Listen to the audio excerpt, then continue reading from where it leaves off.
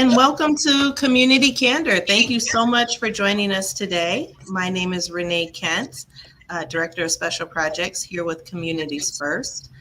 We are so excited to be offering this session in partnership with our host, our co-host, PNC. We are going to be talking today about family planning for higher education. Such an important topic. And the great thing about this discussion is we will be covering all aspects of life. So whether you are thinking about planning for your children and they're very young, or you're thinking about going back to school, we are going to be talking about all aspects that apply to your journey. So very excited. We have a great panel here that is going to share a lot of information and resources today.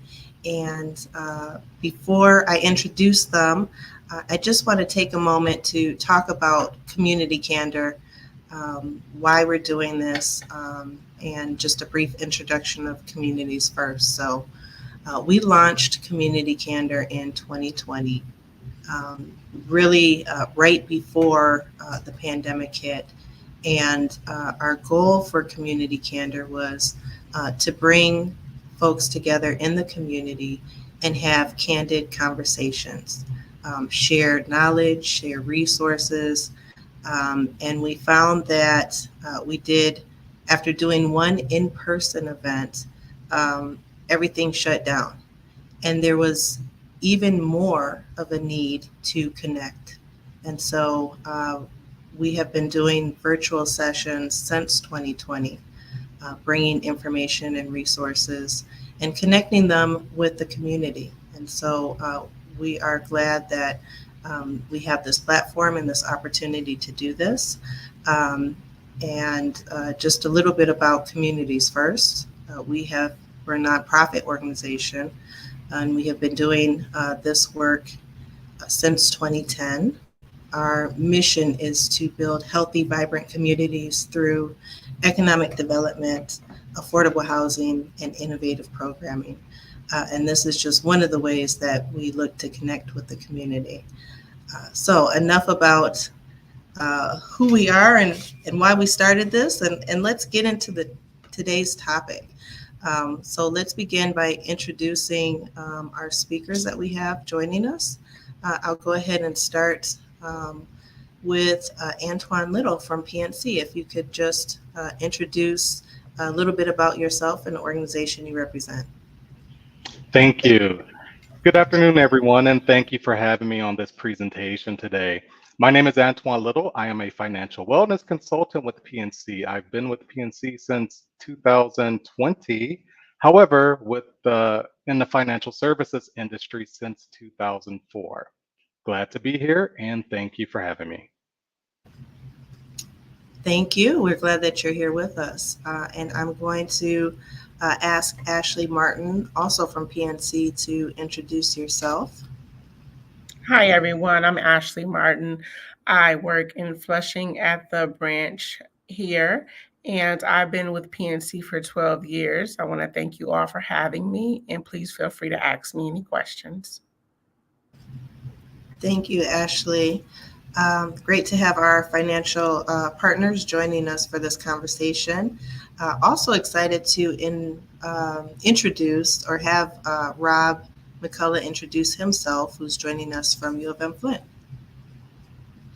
Yep, that's me, Rob McCullough. I'm the Broader Impacts Manager at the University of Michigan Flint, and my role is to help our faculty, research, and student experiences connect with community identified needs. Today, I'll be filling in and explaining to the crowd how much free money there is out there, where one part of our plan of attack can be to make sure that we're accessing, filling out our FAFSA and accessing the scholarships that are out there, some based on merit, some based on perceived need. And and where to look and how to find them. Thank you, Rob. You certainly got my attention when you said free money. So we're definitely going to be interested in learning more about that. And then next I would like Tracy to introduce herself from the Reconnect program. And I have to say, which is a program of the Michigan Department of Lifelong Education, Advancement, and Potential. Great name. That's right, Renee. It's a mouthful. So I'm Tracy Spilker. I am Michigan Reconnect Student Navigator for both Mott Community College and Delta College. All the students that apply for Reconnect and select either one of those schools get assigned to me. And Reconnect is a scholarship program offered by the state of Michigan that will cover in-district tuition, mandatory fees, and contact hours for anyone who is eligible. And I'll explain who's eligible and how to apply and all that in my presentation. Fantastic. So this is going to be a great presentation. Lots of resources are going to be shared. Just a couple of housekeeping items for those that are joining us today. We will be putting information and resources in the chat, but we're also looking for your questions. So if you have questions, if you'd like our speakers to elaborate on something or explain something, please put them in the chat and we will address them as we go through here.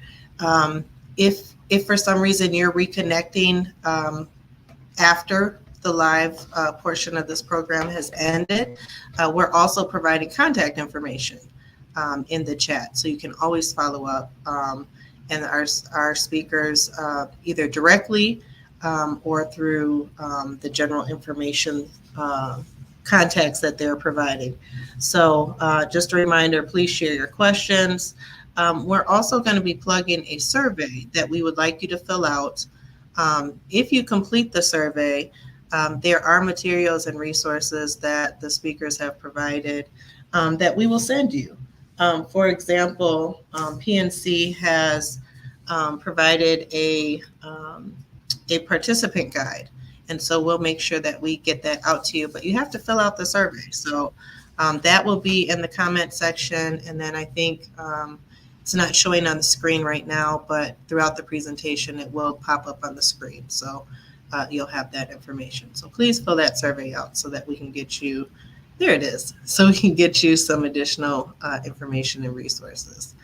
All right, so we're gonna go ahead and get this conversation started by queuing up the PNC presentation. So those slides are gonna be queuing up while we're speaking. There we go. And I will hand the mic over to Antoine and Ashley, who will go through this part of our conversation with you. Thank you, thank you, thank you, thank you. And once again, my name is Antoine Little, and welcome to today's seminar on family planning for higher education costs.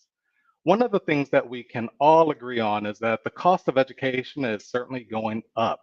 So during today's presentation, we're going to talk about some things that you can consider to offset some of those costs, as well as some resources, valuable resources, might I add, that can be quite helpful and beneficial to you over the long run. And certainly getting an idea of what those goals are and how to better plan for those goals. So on the next slide, we'll talk about what we hope that you'll gain from today's workshop. Next slide, please. So in this workshop, you will learn about the cost of higher education, discover some financial strategies to help align your family goals with the strategies that are available to you. And certainly having that participant guide, so fill out that survey so you can get access to that participant guide, which will have a great deal of information as well as resources and valuable solutions to you. And certainly evaluate those strategies and find ways of funding that education, and certainly create a plan of action. What are some takeaways and next steps? Now let's look at your family's personal goals on the next slide, please. So if you take a moment to identify what those goals are, If you have any children in your family, or scholars, shall I say, now is the perfect time, if you have not already done so, to start having those conversations. Take a moment to think about what are some of your financial family goals, and specifically educational goals for your students. Will you attend a 4-year college, a 2-year college, or will you think about some dual education? Some of those strategies can work better for you. So, what I would ask you to do is take pen and paper and write down some of those answers to those questions that you see in front of you. Because on the next slide, we're going to talk about what those goals can look like, as well as what that cost could be as well. Cost is one of the most influential factors that affect education as well as the planning. If you look at this graph, you'll see that average tuition over the long run has drastically increased. When you compare a public versus a private institution, the cost can vary greatly. But the main thing is finding out what strategies are going to be important to you as well as your family, and what are some resources and tools that you can take advantage of. And we'll look at that on the next slide. There are different ways to save for education, or shall we say invest. And when you think about saving versus investing, what are some common things that you can think of? So take a second to think, what would be the difference between saving as well as investing? And what are some tools or vehicles that you could use for each of those strategies? And identify what would work best for you. But when we think about it over the long run, as well as the short term, each investment vehicle or savings vehicle will have a different goal as well as a strategy in mind. Now, ways to save: savings account, where you put in $1, you expect at least $1 back and maybe a little bit of interest. Or CDs, something that you lock in for a certain period of time. And with interest rates the way they are today, sometimes they can be quite beneficial, but historically, remember just a few years ago, CDs and savings accounts, they didn't pay that much interest, but they provided a stable investment to meet those short-term goals, as well as money market accounts, things that are very stable. And then consider bonds as well. As interest rates increase, bond prices decrease and vice versa. And cash, where we know that money is going to be there, but keep in mind cash is going to be something for that short-term savings goal. So if your student is near the stage of entering college, then cash will be king versus investing, where you're going to have more of a long-term strategy. When we think about ways to invest, traditional investing, something that's going to give you a time frame of 10 years or more. So if you have a longer time horizon, then investing can be a better friend to you. And traditional investing, that can be in the likes of stock accounts, mutual funds, things of that nature. And then 529 and educational savings accounts, where you have more investment options as well. And let's look at the terms of the different types of options available to you on the next slide, please. Which options are right, or are you currently exploring? Is it a 4-year institution, college or university, or a 2-year community college? And keep in mind, each family, they're going to have a different set of dynamics. If I'll share a personal story, a friend of mine, he had 5 children, 3 biological and 2 adopted. And all of his children, he said, well, this is the strategy. You're going to get a higher education after you leave high school, but the plan is 2 years of junior college. So that way you can feel your way and find out what course of study you want to actually go into. And then once those 2 years of junior college is over, you can go to any institution of your choice, any 4-year institution, college, or university of your choice. All with the exception of the 5th child, the youngest child, she went straight into the college of her choice. So all the rules were broken in her case. But as we look at the next slide, we'll get a better understanding of why he had that strategy. If you look at the cost of education, you can say that it is pretty high. So at the top of this bar chart, you'll see a private nonprofit 4-year on-campus institution, tuition and fees alone, over $38,000. And then when you factor in room and board, that's an additional $13,620, overall leading you with over $55,000 in educational costs. Now multiply that by 5. So when you think about your family dynamics, you might want to find and consider the solution that will best fit your situation. Because education, it's not a one size fit all, because there are many courses of study. And also, if you have multiple children, then you have multiple goals that you need to factor in as well. And we're going to talk about the benefits on the next slide. You have other options, concurrent or dual enrollment programs. I'll share another example. So my sister, she had 3 children. And in the Genesee County area, you have access to, when I was in school, they called it the Skill Center. I don't know if it's called something else now, where you can take college courses or advanced courses while you're in high school and give you that opportunity to get those credits towards your advanced degree. So certainly there are some cost benefit and cost savings for that as well, because my nephew, he wanted to do avionics or aviation, mechanical aviation. So of course, paying for that on her own, certainly that cost was going to be drastic. So find the solution that will work best for your situation. And there are so many different programs out there for you. So again, like I said before, not a one size fit all solution, but find out what works best for you. Next slide, please. So we talked about the cost, and certainly the dual program can help offset that cost.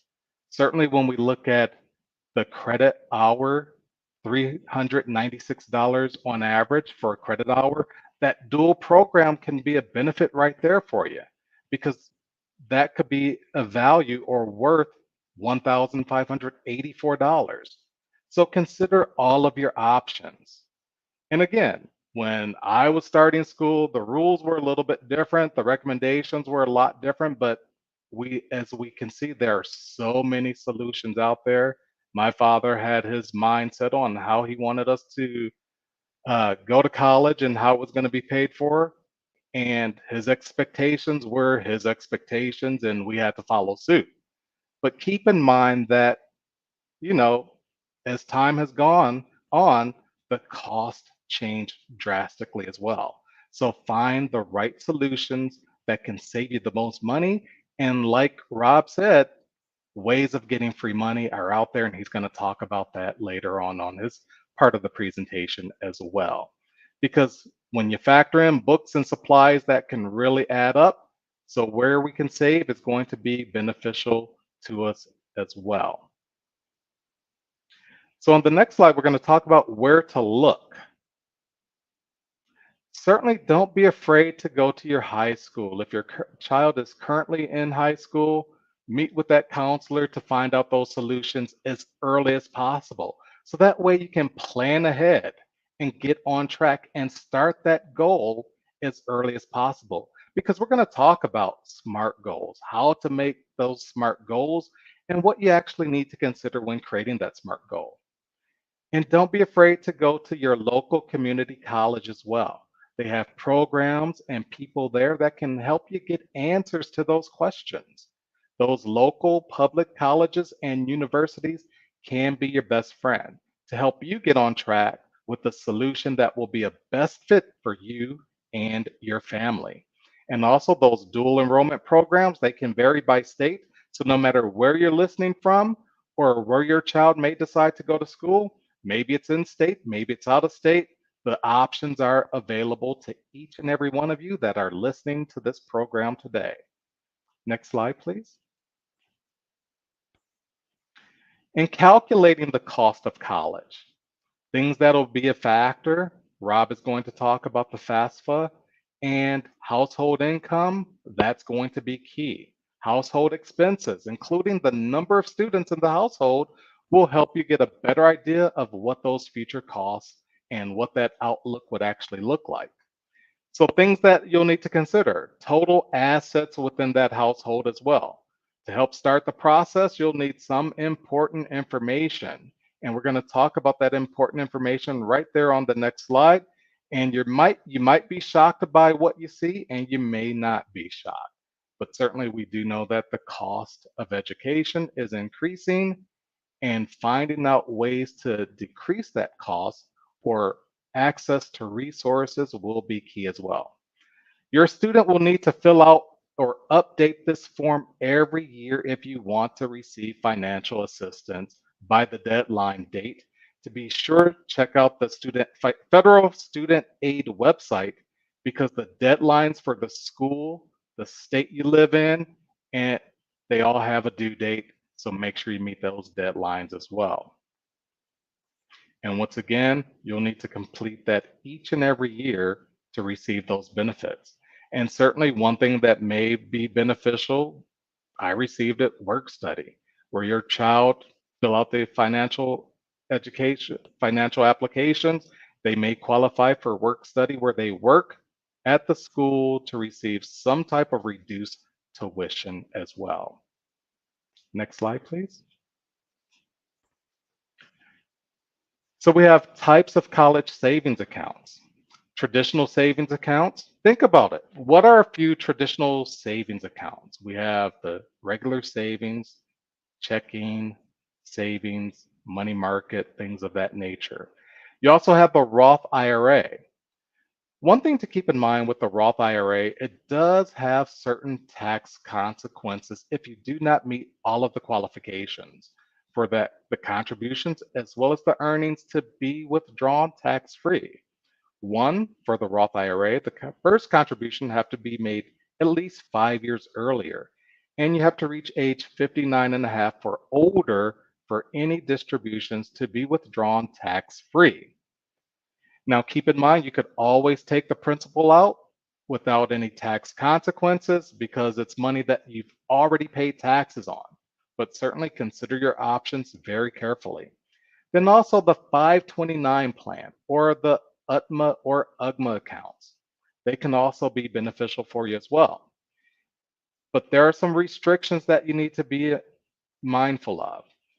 Is your child currently 19 years of age or younger, or are they currently a full-time student or not?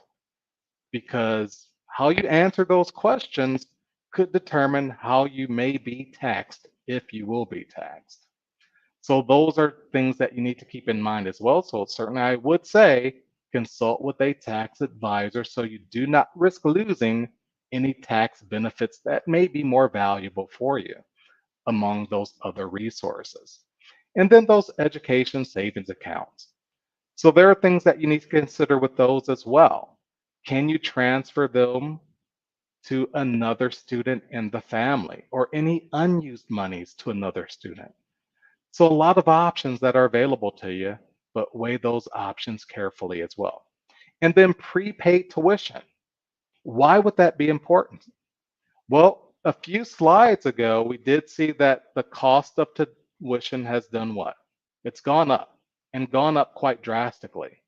So depending on how much time you have before your student will be utilizing those funds, then you may want to consider paying that tuition early so that way you can lock in that savings and not be drastically impacted by the rising cost of education. Next slide, please. So the question is, which savings plan is right for you and your family? Are the fees associated with the plan? Are those things that you need to consider? These are all going to come into play when it comes to the decision-making process. And what can I withdraw money for? Some plans will allow room and board. Some may be strictly tuition. or some may include lab fees. So those are the things that you need to consider. And how easy is the account to set up? Certainly, there are so many resources. Consult with your local bank or credit union because they can provide you with resources. Or if you're pretty savvy as far as going online, finding solutions there, that can work for you as well. So the main thing is, what is the best way for you to get information as well as access the resources?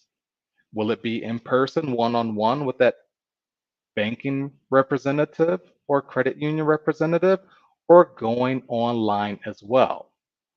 And what type of college expenses are we saving for? We know that there's going to be tuition, we have books, lab fees, and other expenses. So take a few seconds to think about what those other expenses will be and what they may actually look like. I know back in my day, it was costs for the payphone to make long distance phone calls, as well as stamps. But with technology, we've removed some of those barriers. But with that technology, there's also added costs that you need to consider as well. Next slide. So determine what those goals are. Go through the exercises once you receive your participant guide titled, Which Savings Plan is Right for My Family? This will help you organize your thoughts and see where you are in the process. And once you receive that, take the time to really look at it and go through that process and go through all of those steps. And if you have any questions, don't forget Ashley Martin in your local Flushing branch. She'll be able to answer any questions. And if she can't answer those questions, she'll know who to contact to put you in touch with the right people, as well as the right solutions as well. Next slide. So what we want to do here is create your plan and design it using the SMART goals for your education costs. And when we talk about SMART goals, be very specific. And when I say specific, not Johnny's going to college. Johnny is going to college in 5 years, 6 years. He is going to a 4-year institution. He is going to matriculate in pre-med or accounting, or maybe little Johnny is even going to go to a vocational school and access HVAC training or things like that. And brainstorm about specific actions to achieve those goals, making sure those goals are measurable. You have a timeline and any action and resources that are needed to accomplish those goals. And what resources are available to you, making sure that goal is relevant and time sensitive. So that way, if you need to monitor and make any adjustments to that goal, and prime example, I had a cousin went to a 4-year institution that turned out to be a 7-year plan. His parents had to constantly reevaluate the program as well as the process and make adjustments until it to achieve and accomplish the goal that was at hand. And we're going to wrap up on this last slide to talk about what you learned in this workshop today. Certainly, the cost about the institutions, the cost about the higher education, and the timelines that are equivalent to each of those goals. And what are some financial strategies that align with your family's financial educational goals? I shared a few examples of people that I know and the solutions that worked for them. Your family situation may not be that different, or it may be drastically different. But the thing is, there are so many ways to think about it and so many ways to accomplish those goals. But knowing where to go to get help when you have those questions, that's going to be the key right there, accessing the solutions and how to create that action plan that's going to be right for you and your family. And knowing that you can always make adjustments no matter what goal you set today. If you need to make any changes, you know that you can actually make those changes and adjust as needed. So I do thank you all for listening to me, but certainly I'll open up the floor for any additional comments, as well as the opportunity to read any questions that you may have submitted in the chat. Thank you. Thank you, Antoine. That was a very helpful presentation. And I just want to remind our audience that's participating, when you fill out the survey, there's an additional workbook that PNC has that goes with that presentation that will be sent to you so that you can have that as you are working to put together your specific, measurable, attainable, relevant, and time-sensitive SMART goals. I think that's great to keep in mind. I do have a question about that making or outreach to your potential bank or credit union. Who should folks talk to? And is there a cost for that initial appointment at most financial institutions? I can answer that question. Here at PNC, no, there's no additional cost. What we prefer for people to do is call ahead so that we can schedule time and dedicate that time to answering all questions and make sure that the person walks away feeling like their time was valued and also they have the tools to proceed to the next step. So here at PNC, there's no cost. That's great. That's helpful. And I just want to take a point, and maybe you can elaborate a little bit more on this, Antoine. For families that are getting ready to send the first person in their family to school, you may not know what questions to ask, but you should not let that deter you. And Antoine, you spoke a little bit about that when we last talked about the process and the conversation that the professionals there at the financial institution are prepared to have with folks, even if they don't know what questions to ask. Absolutely. You may find that your question may not be something that you can format very eloquently, but the main thing is if you have that question and you're unsure of the answer and you feel that you're rambling on, just ramble on. The more you say, the more they're able to determine what it is that you're trying to ask and what solution would be the best fit for you. Because during that conversation, you're going to talk about timelines. And when you're talking about your child, your first student, I call him little Johnny. Little Johnny may be 5 years before he'll need to attend college. Little Johnny may be actually 2 years or less. But the main thing is the more you talk, the more they're able to, I guess, pick out of what you're saying and get you in the direction of the right solutions that will be more beneficial to you. And especially if you have more people that are going to come behind little Johnny as well.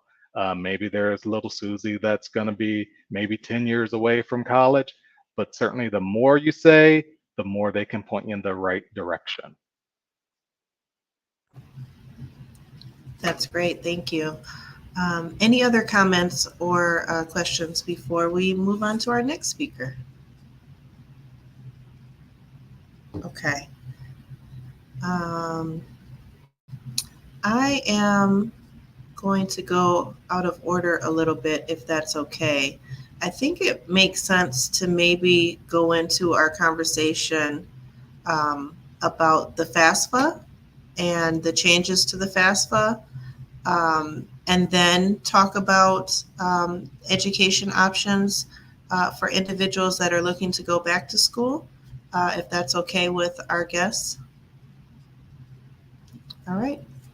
So thank you so much, Antoine and Ashley, for your presentation. Great information provided. And we are going to queue up Rob McCullough's slides so we can learn a little bit more about the FAFSA, what it is, and how to file it and what changes are being made to it. This is really one of the first steps when you get ready to apply for college. The colleges need you to fill this out. So as we are getting queued up on that presentation, Rob, I will turn it over to you. All right. We're going to go fairly quickly, and some slides might be a bit where we're going to need to focus a bit more time on, and some a little less. So at some points we may go quickly. Just drop a comment if you need anything repeated.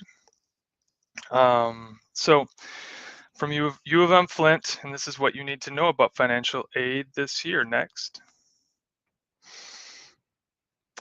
Consists of funds provided to students and families to help pay for post-secondary, which means after high school, educational experiences, whether that's trade school, community college, an associate's degree, bachelor's, or master's or doctorate, which folds right in with what Antoine was saying earlier, is when you're planning ahead of time for it, for saving for college, you got to think about what role you want to do and what the minimum qualifications for that are. What is your plan? What is your path? And all of those can fold into financial aid as well. Next. So financial FAFSA stands for Free Application for Federal Student Aid. Doesn't cost anything to fill out the form. Collects demographic and financial information about the student and their family. Calculates a student or family's financial aid index, which colleges use to offer it. And then for this year, this last year, it became available on December 31st. For next year and future years, it should be available sooner in the fall on October 1st. Next. And most of this applies this year. Again, go ahead and go next. Again, individual schools, different states, they have their own deadlines. And for some of them, you can even get your foot in the door and start and still be applying for your financial aid when you even in the fall. So it's all over the map with that. So don't hesitate to, especially do this step right here. So Federal Student Aid ID, the FSA ID. This one's an important one to do early, like do it today. And this is one where the student and a parent must each create their own FSA ID. So each one has to have their own. So little Johnny has to do theirs. And the parents who apply as providers for that child have to do theirs. And that's the trickiest part, because when you do this part, you have to wait about 2 days before it goes to the FSA, gets approved, and then you get verified as an individual human and not a bot somewhere or anything like that. So this is the tricky part, because beyond this, you could have done it in 1995 and getting back into it once your ID is created. Let's say you came to an event like this and we were walking you all the way through the process. If you didn't have your FSA ID, you'd have to come back for another event. But if you did, it's as simple as just your normal password recovery, and you can be in within 10 minutes. It's going to be used throughout the aid process. It's going to be always tied to you, and only the owner of an FSA ID should create or use the account. Next. So you want to do it online at studentaid.gov. The 24-25 FAFSA became available on December 31st. For next year, you're going to see, after October 1st, you're going to see it available for the next years. Go ahead, next. Contributors. And this will be the step, if we're walking through it, where you just have to make sure that you and your parents or spouses, if any contributors, and we'll get to contributors in a moment, have their own FSA ID, and then you just invite them. And it's pretty self-explanatory when you're into it. Next, here's the part of who's a contributor. So parent contributor frequently asked questions. For divorced or separated parents, the parent who provides the most financial support to the student should be the contributor on the FAFSA. If parent contributor is remarried, report the combined financial information with a step parent. If the student lives with grandparents or others, you still report the parent's information. If the student is legally adopted, though, report the adoptive parent's information. And if the student is under legal guardianship, so not legally adopted, but legal guardianship, no parent information is required at all. Next. Student information, you'll end up filling out your identity and contact info. And then what everyone's going to end up doing, the student and the parents, is consent for an FTI transfer from the IRS. That's a new thing this year, this is the crucial part, is everybody has to consent to the transfer of information. And then you don't have to go digging through old tax information and get the right information ported over. It's going to automatically just move over. That consent will be to enable IRS to get that information over to FAFSA, and it's done for you. So that makes it nice and easy. Marital status, college plans, personal and unusual circumstances, demographics, and high school information. Now, college plans, this is a really important one. So the main scholarships you're shooting for are going to a lot of times attach to the first college you put. So if you've got your number one where you're planning on attending, you're going to want to put that as number one on your FAFSA. But don't hesitate. Don't miss out on putting other local colleges onto there as well, because there are a lot of scholarships that are available that you won't know about until you put that college onto your FAFSA. So let's say U of M Flint is your number one option, but you're also considering about community college or Delta College, or considering U of M Ann Arbor or any other universities around here. Definitely include them in your FAFSA if they're even on your radar, because there is, unless they're on there, you can't really see the federal scholarship opportunities that are available there. Go ahead and go next. And then this is that transfer, that FTI to be directly transferred from the IRS to the FAFSA. Everybody needs to consent to it. And it makes this a lot easier, even though this first time around, because it's new, it's intimidating. It's a little bit different. It actually will make things a lot easier. It eliminates the manual entry of what were all my tax informations last year for me and the parents and everything. So in the end, it will make it easier. Next. This is kind of the process of what that looks like from behind the back door. Student invites the parents to FAFSA. Again, the most important thing before all this, everybody has to have their FAFSA ID. So that's the, go to student.gov or go to studentaid.gov and get that part out of the way, because the rest is pretty easy once you're through that part. Next. Here's what it looks like when you're just about there. The student has to finish out their college selection, review and sign. Nice and easy. It walks you right through it. Next up, parent information. Next slide, please. Identity, contact info, consent, marital status, state of legal residence. And this kind of, that frequently asked questions sheet, this is where a lot of those details will walk you through any variables in there. And tax filing status, another 22 tax information. It's almost like a full year behind is the one that they're looking at. Family size and number in college, assets. Next. Family size looks like this. So the student, parent, and spouse, parents' dependent children, even if they live apart from the parent because of college enrollment, and other people if they live with the parent.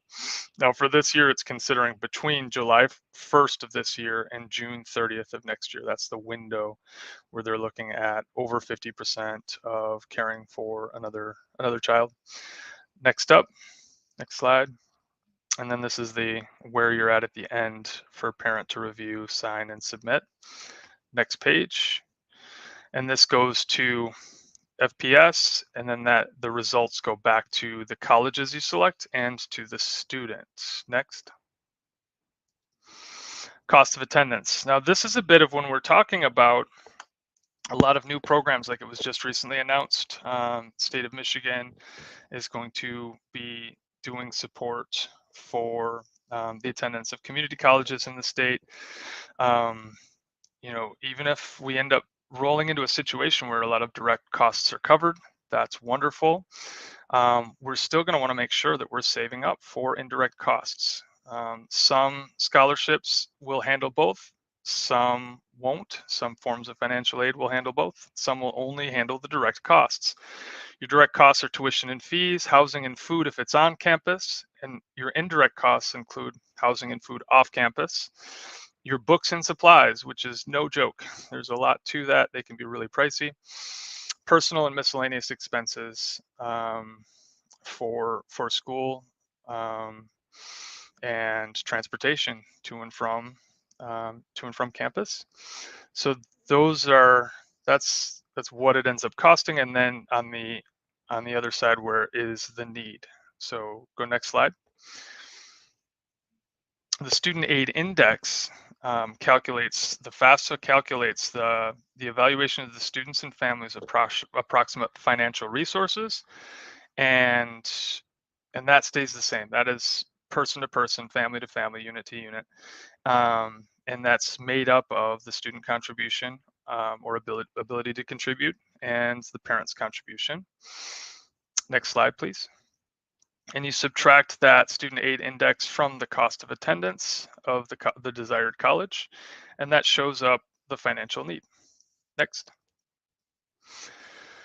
Lots of sources for financial aid between the federal government, state programs, colleges and universities themselves offer things. Private sources, whether that is private foundations or things like that. And then employers sometimes have scholarships as well. Next slide. This is these are the common federal aid programs between Pell Grants, Supplemental Educational Opportunity Grant, Teacher Education Assistance for College and Higher Education, Federal Work Study Grants, Federal Direct Loans, Direct Student Loans, and then for Federal Plus Loans are all angles you can go for that. Next slide. At U of M Flint, we have a Go Blue guarantee. So full-time, high-achieving undergraduate in-state students who are admitted to and attend U of M Flint will automatically qualify for the award if they have a family income of $65,000 or less and assets below $50,000. In addition to meeting the income and asset provisions, incoming first-time college students need a high school GPA of at least 3.5 to qualify. So GPA at least 3.5 and a family income of less than $65,000. And so you meet those two qualifications and you're eligible for up to 8 semesters of free tuition. So if you combine what Antoine was talking about earlier with dual enrollment and taking a few classes while still in high school, which has its own separate level of funding for it, you can end up getting a good portion of your college paid for entirely. And you don't need to be a 4.0 brilliant rock star to be able to do that. 3.5 and over will solve it for those within that first bracket of qualification. Incoming transfer students need a GPA of at least 3.5 and they'll be eligible for up to 4 semesters. And then returning U of M Flint students who meet the criteria for the first one just need to have a GPA of at least 3.0. So to continue that for all 4 of those semesters, you just need to maintain a 3.0. It's a wonderful program. And let's go to the next one. So also for incoming first-year students coming out of high school, there's also the merit scholarships. So merit scholarships work on this grid between high school GPA along the top line and SAT score along the bottom line. Those goes anywhere down from full ride to $10,000 to $9,000, big block of $5,000, all the way down to 3.0 and up, anything, or 2.7 and up, automatically is in that zone of $1,000 immediately. So there's a lot of grace in there, and there is a lot of money on the table there. Let's go to the next slide. State of Michigan aid programs. And I do feel like Tracy will end up talking about some of these as well. She was talking to us last time about, so michigan.gov/mystudentaid is a great place to find out about the Michigan programs. So the tuition incentive program.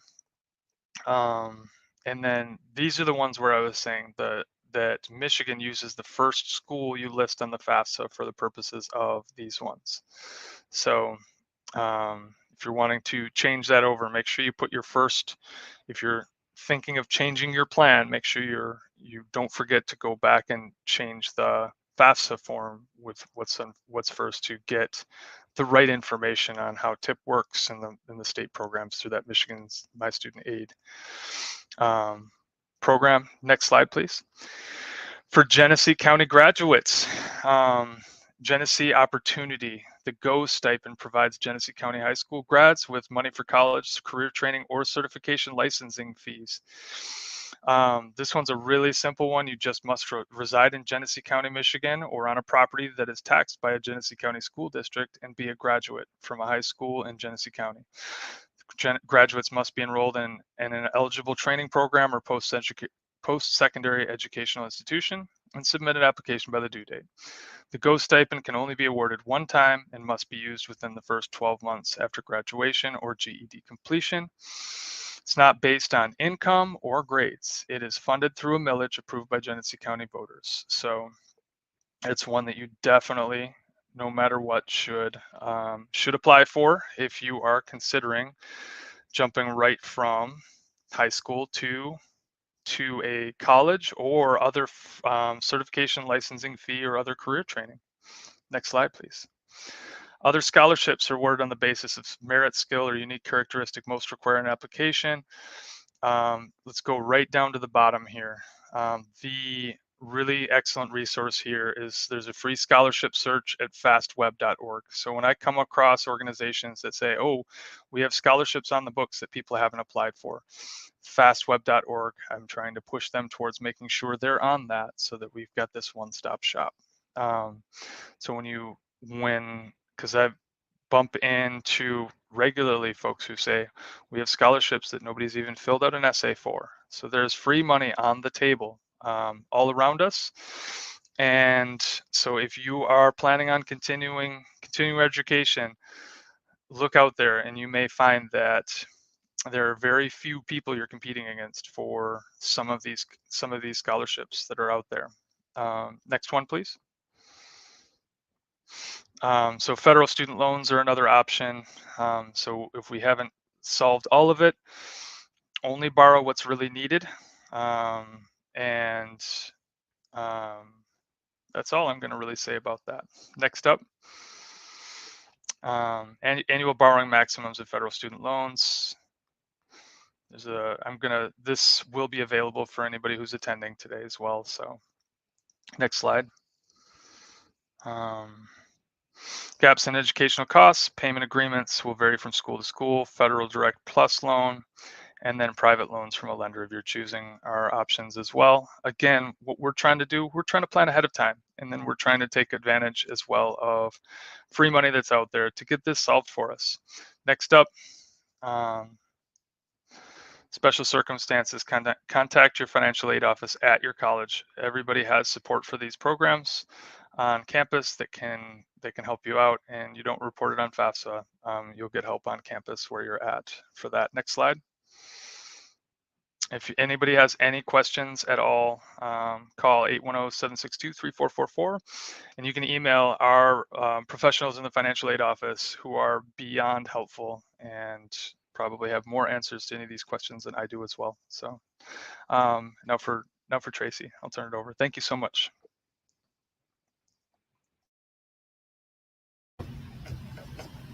Thank you, Rob. Definitely appreciate that. I'll just highlight for those that are participating, we will be sending out Rob's presentation.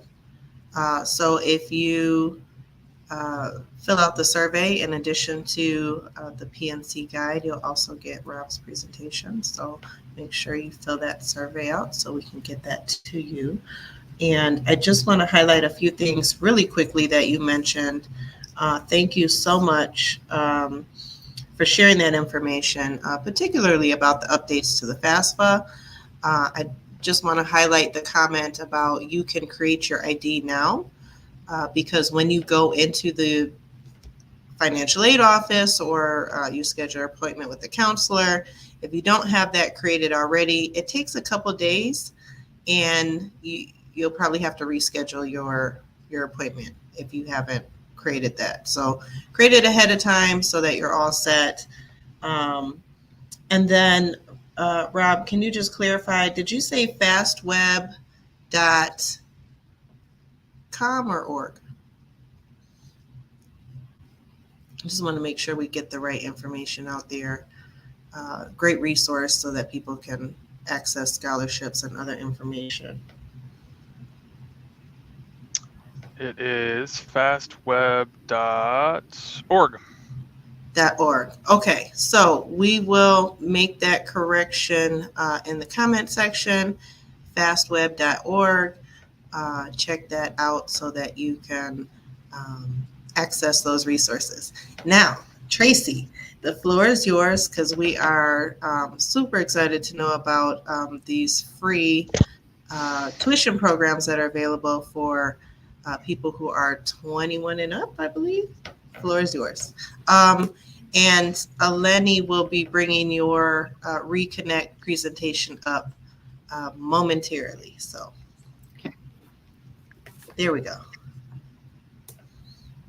Make sure my ringer is off on my phone so it doesn't go off on me. Hi, everybody. I am Tracy Spilker. You can go to the next. Your audio is working, so you're good now. Wonderful. I had a little technical difficulties earlier, but I think I've got it worked out. So, all right, you can go to the next slide, please.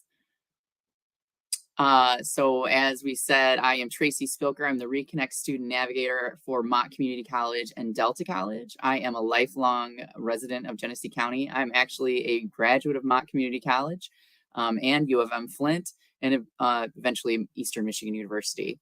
I've been with the state of Michigan for over 10 years. I started off as a welfare caseworker at DHHS and transitioned into being a CPS investigator. I went on to work for MDOC at Thumb Correctional Facility in Lapeer, where I ran the college program for Mott, and then transitioned into my role with Reconnect, which was initially under Leo until the governor recently created MyLeap, which is a new department under the state of Michigan. Additionally, in there within Genesee County, I've worked as a case manager for community mental health. I worked for the CHILL program when it was at YWCA of Greater Flint. And I did my practicum at the McLaren Partial Hospitalization Program in Flint.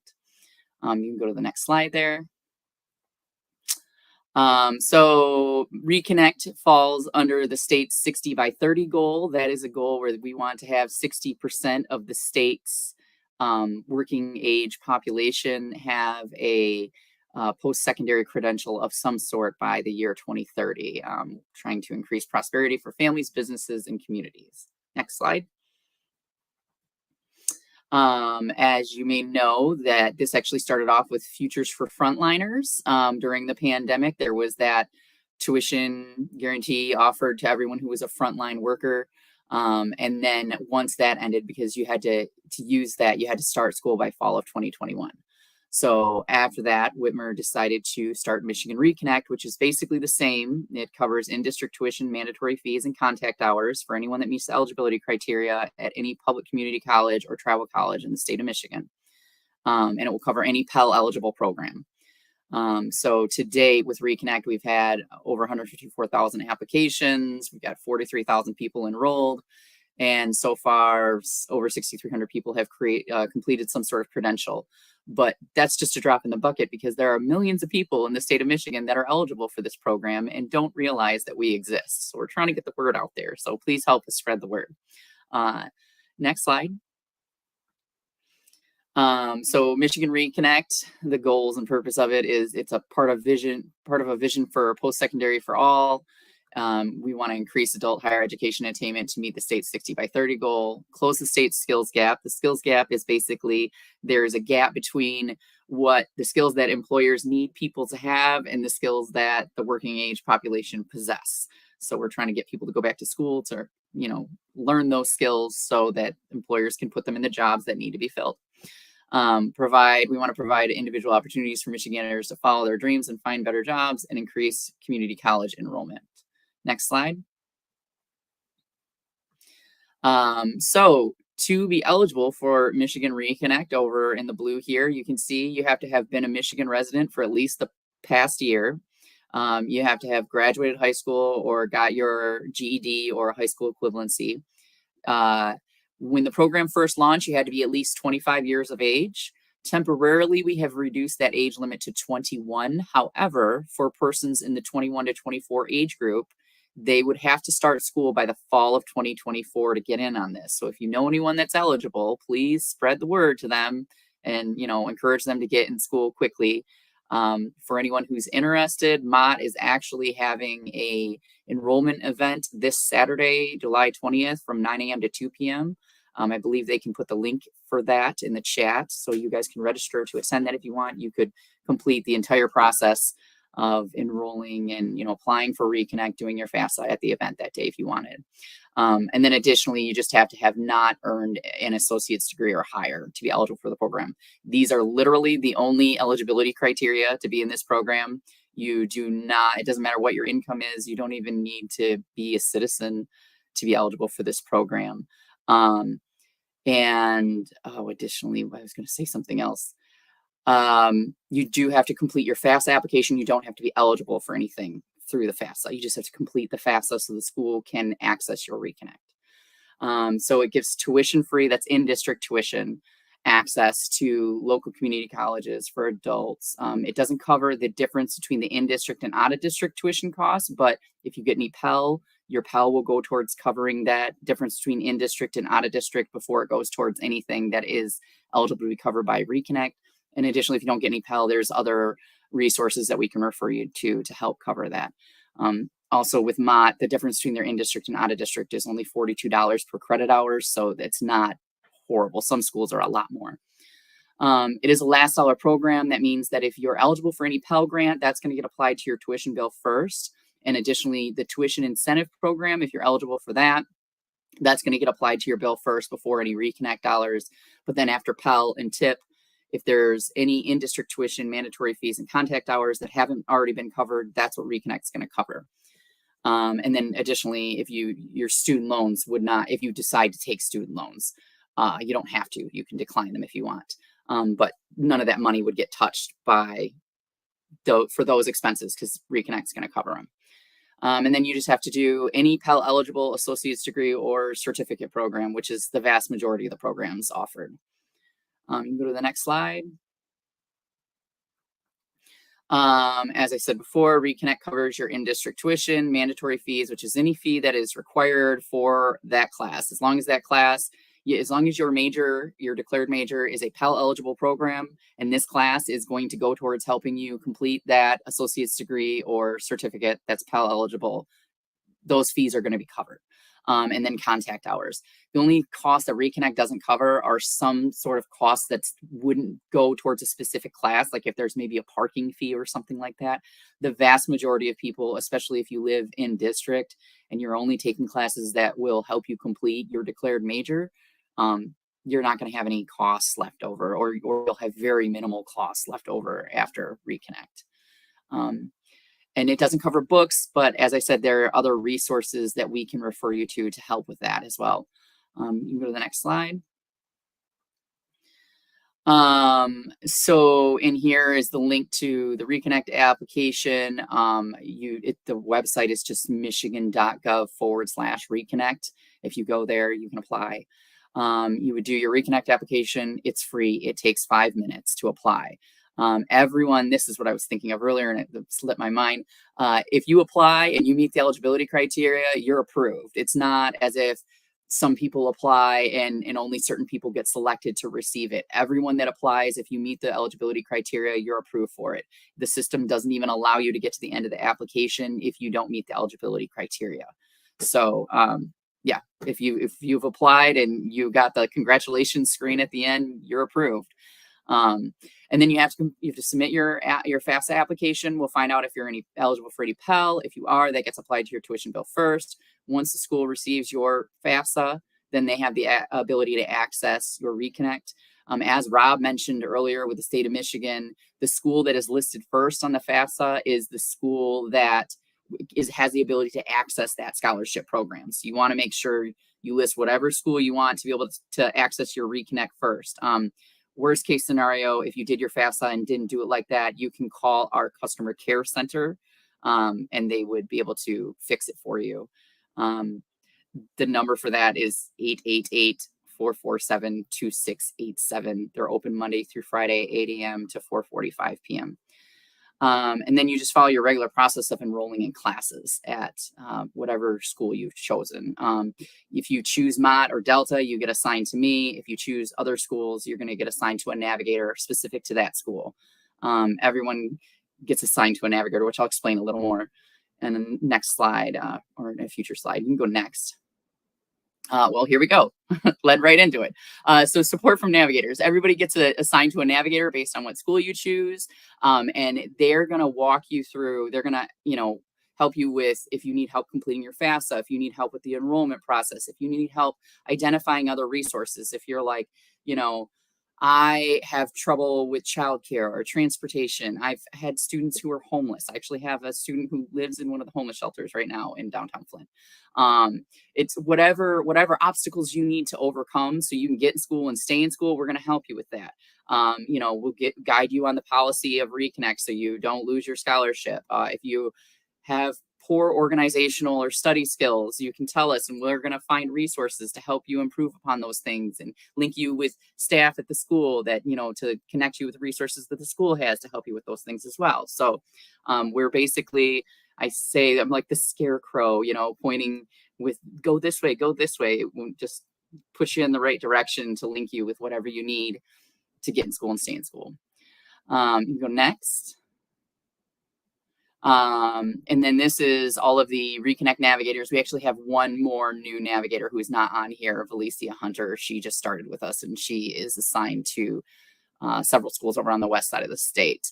And then if you can see here at the top, Jamar Ragland here, he is actually the 21 to 24 navigator for Mott Community College. So he is my counterpart there. I have everyone 25 and up and a few of the 21 to 24-year-olds that were first to apply when we first launched it, but the rest of them are all assigned to him. Next slide. And then, so in addition to Reconnect covering your district tuition, mandatory fees, and contact hours, we have also, we're investing with other grants that we offer to the schools. Last year, it was like $6 million that we put out. This year, it was so successful, we put out $45 million in grants that the schools could apply. And it gets divided to each school based on how much Pell they collect. It's proportional. But part of it, one of the things that we specified were burial removal grants that students can apply for. You would apply through your school. These are not up and running for this year yet, but they will be soon.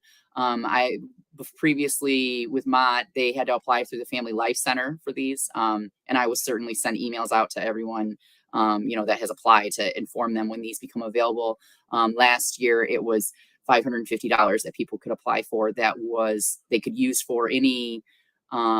It could be their consumer's bill. It could be to buy books, whatever they needed help with, they could apply for. Can you guys, the slideshow disappeared for me.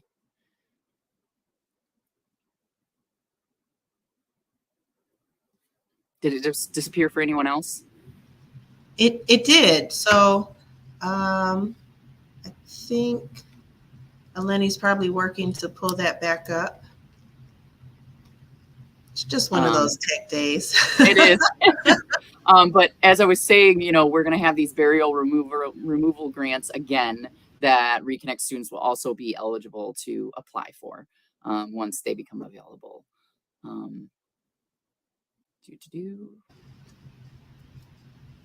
think that's great. I don't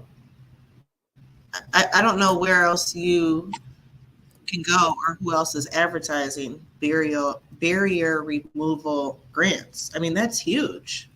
There's other places that have programs. Michigan Works got a lot of programs and whatever, but I don't think that there's anywhere else that has something that is so broad. I mean, it's basically whatever they need the money for. It could be like, I'm behind on rent. They just do the application, explain what they need it for, and that's right. Basically, I mean, we are really trying to be a holistic program where we recognize people have various obstacles, especially with our adult learners that have families and other responsibilities they need to manage. We're trying to cover all the bases, to get them the help they need so they can get in school and stay in school and complete their education. And then they can get a better job and be more self-sufficient. That's the goal of this.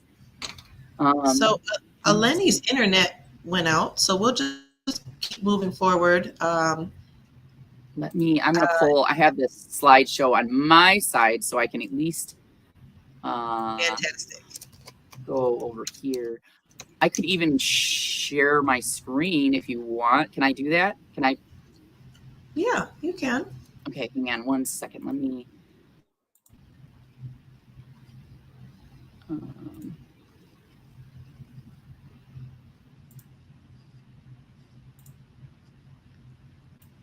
Oh, Lord.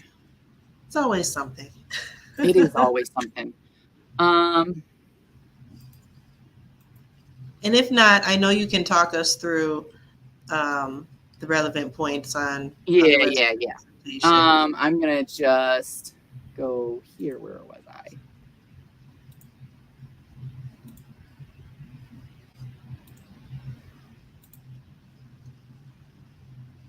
And I'll just share a reminder with those that are listening. If you have questions, please put them in the chat while we're live. We will answer those questions. If you're not watching this live and you have a question, we've put all of the contact information in the chat for all of our speakers. If you want the information that's presented sent to you, we can do that if you fill out the survey.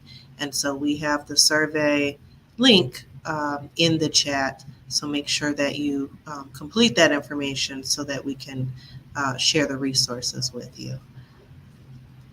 I'm just going to go because I was almost done. I'm just going to do it without bringing up this thing on my end.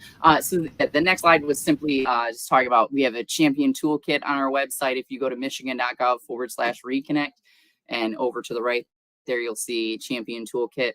That's for anybody in the community who wants to help spread the word about Reconnect. There's various sample messaging features of reconnectors. There's posters, PDF posters that people can print out, and then digital and print resources, logos and GIFs, all about Michigan Reconnect if you want to help us spread the word.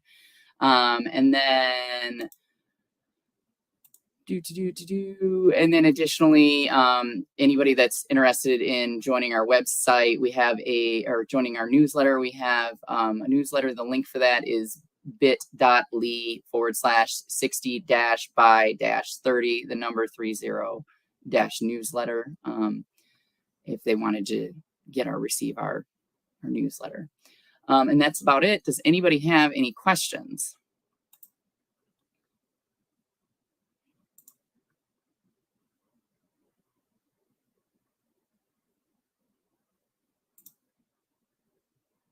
Did I lose sound? I can't hear. Oh, you're on mute, Renee. There you go. Yeah, I was muted. Just testing you. So I'm going to go ahead and put that information you just shared in the chat. So if folks are interested in signing up for the newsletter, they'll have that link. Is that also available at the website? I'm not sure if that's on our website or not, but it's in my presentation there. If you have access to those slides, you can snag it from there, the next to last slide. Yeah. And then additionally, anyone that applies for Reconnect and gets approved will get regular emails from me, about, assistance enrolling, any important updates, about Mott or Delta, whichever school someone chose, if they were assigned to me, events that Mott has. I try to keep people informed of any important info. For instance, Mott now has a tuition forgiveness program. So anyone that has an old tuition bill that they owe to Mott, they can get that forgiven. And on top of that, if the bill is more than 7 years old, it's already been wiped anyways. But if it's less than 7 years old, they can apply for the Financial Fresh Start program and get that forgiven, so that they can go back to school. So when they launched that, I blasted that info out to everyone to let them know, hey, because that's probably an obstacle for a lot of people who would like to go back to school, but they got to figure out how they can pay that old debt off before they could do it. Well, now they don't need to worry about that.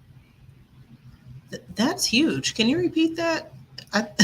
Mott has, I will find the link right here. Mott has a web program called the Financial Fresh Start, and I'll put this and this is info that I put in every email that I send out to make sure that people know that this program exists. With them, if their debt is already over 7 years old, it's already been forgiven anyways.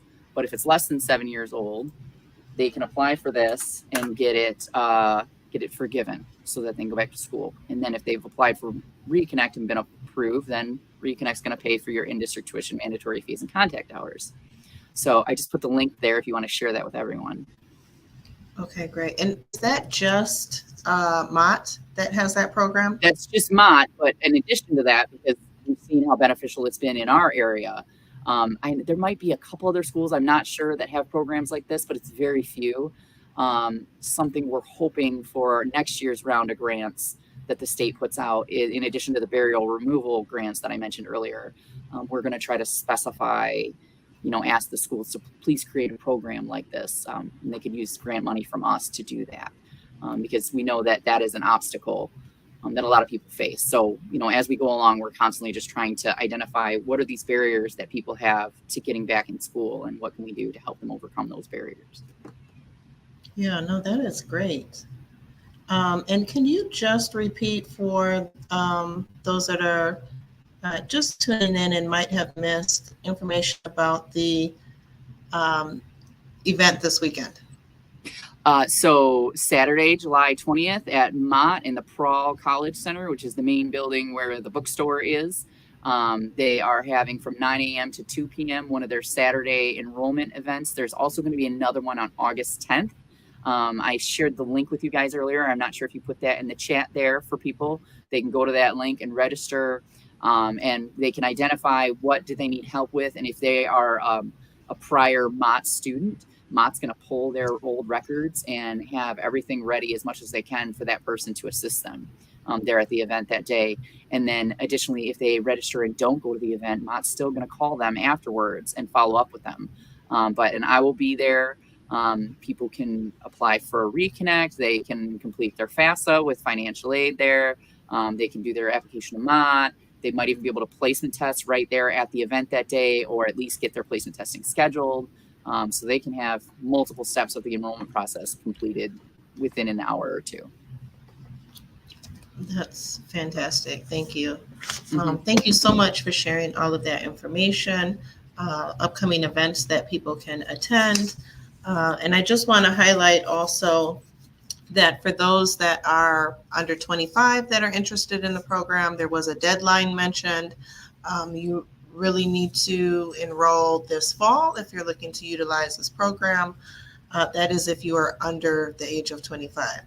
For those over 25, there is no deadline available, but why would you want to wait? This is a great resource. So at least look into it, take a look, see if it makes sense for you. And if it doesn't make sense this fall and you're over 25, you can maybe look at planning for next year as a goal. Just making sure, because I had a bunch of notes I wanted to make sure that we highlighted. So, again, just want to send a reminder that there are barrier removal grants that are connected to this program. So if there are some things that would make it difficult for you to continue a school, there are resources and folks that you can talk to about this program. So don't let anything get in your way. I want to thank everybody for staying on with us. We've had a lot of great information shared with us. Truly appreciate PNC hosting this series with us, providing this information and resources, um, as well as Rob from U of M Flint and Tracy from the Michigan Reconnect program. As mentioned, if you haven't already filled out the survey, please fill it out. Just general information included in there. But that way we can send these resources out to you. Just a note, we are also doing these sessions in person at the Community Enrichment Center in Flint on Thursday evenings from 5 to 6. So please join us this Thursday. We will be talking about credit, how to improve your credit. So that will be a great conversation. Thank you for joining, and thank you to all of our speakers for sharing this great information. Everybody have a wonderful day, and we're going to go ahead and end this live session now.